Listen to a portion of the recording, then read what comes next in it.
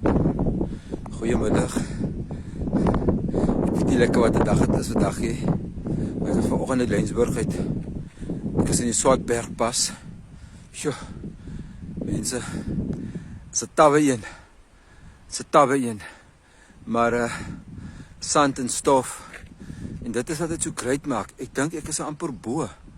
Ek is amper bo in die pas. Ja, ek gaan dit nou maak. Ek het maar gedruk. Ek moes 40 km terug kamp op ons laat het.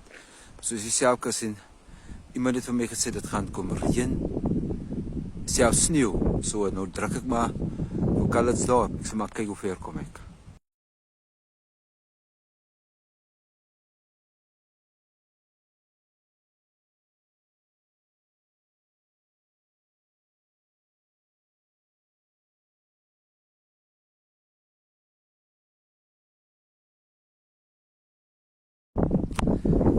Dis vandag 18 September. Woensdag. Ek is nou al die hele tyd wat ek geen sein het nie. Dis die Sewebeekpoortpas. Mense het waarsku my oor 'n luiperd wat hier loop. Ek is so moeg. Die luiperd het maar vandag vir my opvreet, maar ek gaan nie nog meer baie veel verder ry nie. Dit so 2 jaar terug omtrent. Ek en my vrou presies op die plek 'n foto geneem. En vandag is ek alleen nie so. Stop sien alleen.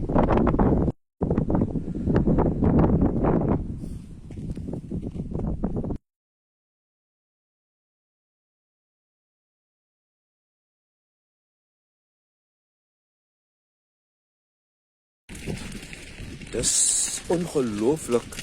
Dit is heeltemal ongelooflik hoe mooi hierdie pas is.